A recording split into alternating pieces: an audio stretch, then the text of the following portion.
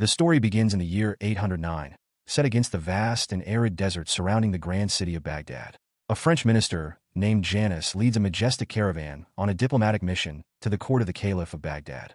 Amid their journey, they stumble upon a wounded maiden lying lifelessly on the scorching sand, her breath shallow and her body on the verge of collapse. With her final strength, the maiden reveals a harrowing tale to Janus. She tells him about Princess Sheherazade of Persia, who had been captured by a group of ruthless bandits. The guards who protected her were slain without mercy, leaving the princess defenseless. The maiden, summoning her remaining strength, tells Janus that Scheherazade was also en route to Baghdad to meet the caliph. Her words are interspersed with labored breaths, and she implores Janus to save the princess before the bandits harm her. She gestures weakly toward the eastern mountains, where the bandits had taken the princess, before succumbing to her injuries. Determined to honor the maiden's dying wish, Janus immediately sets off with a resolute heart and unyielding courage. His mission to rescue Scheherazade takes him toward the rugged and perilous terrain of the eastern mountains. Soon, Janus's sharp eyes catch sight of the bandits' caravan in the distance. With swift and calculated movements, he devises an audacious plan to attack.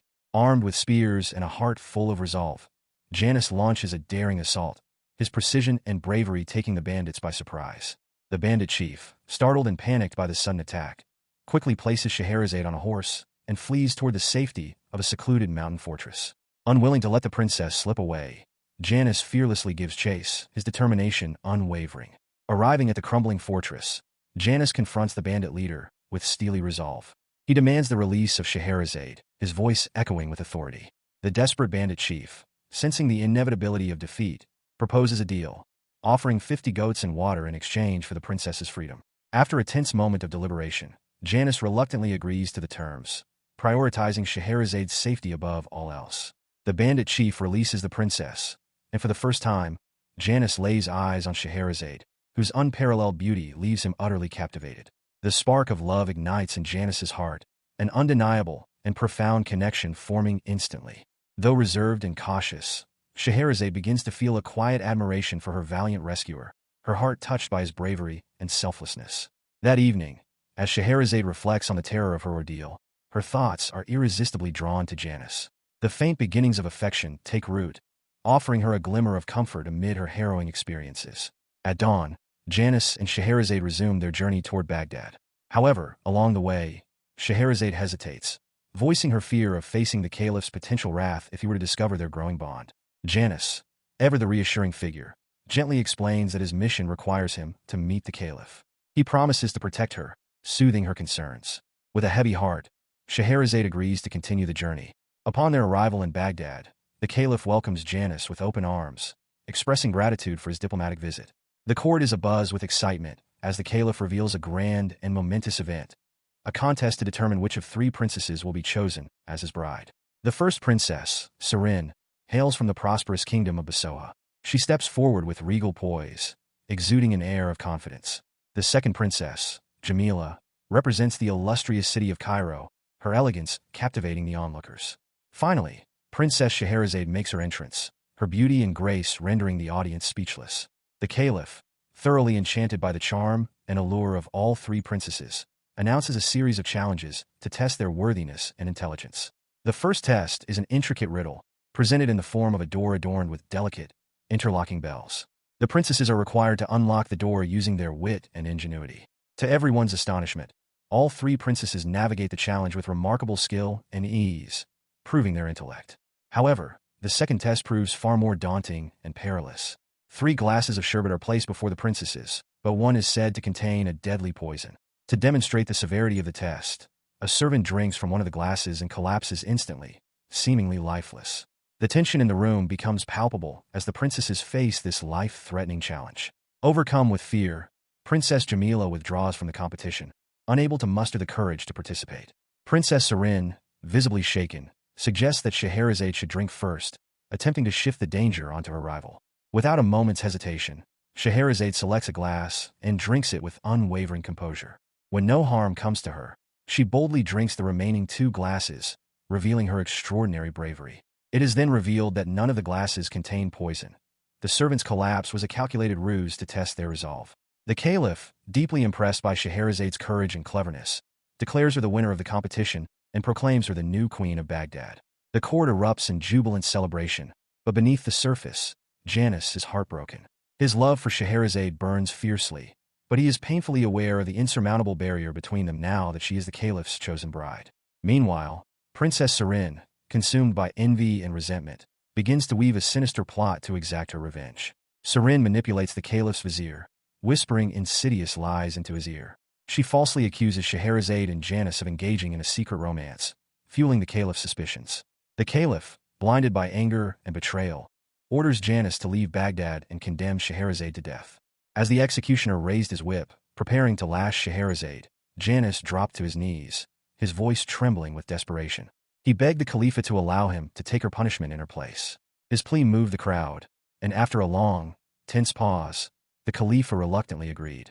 The atmosphere grew heavy with dread as Janus braced himself for the brutal ordeal. Each lash tore into his back, the pain searing, but he endured it without faltering. By the final blow, he collapsed unconscious, his body broken but his love for Scheherazade unwavering. The executioner then stepped forward, ready to deliver Scheherazade's fatal punishment. Before he could act, a group of beggars emerged from the crowd, falling to their knees and pleading with the Khalifa. They begged him to spare Scheherazade's life and give her to them as an act of charity. The Khalifa, momentarily caught off guard by the strange request, turned to his imam for counsel. After a brief deliberation, the imam approved, and Scheherazade was handed over to the beggars. However, their mercy was fleeting. That night, Janus and his loyal companions, battered but determined, launched a daring rescue mission. Moving silently under the cover of darkness, they freed Scheherazade from her captors, defeating the beggars who had shown no intention of protecting her. Knowing the Khalifa's wrath would be swift and unrelenting, Janus urged his companions to scatter and go into hiding. Alone, he vowed to protect Scheherazade. Together, the two fled into the unforgiving desert, their love their only solace against the harsh, barren landscape. Days passed without food or water, and the relentless sun took its toll. Exhausted and dehydrated, Janus collapsed, unable to continue. Desperate to save him, Scheherazade stumbled upon a nearby well.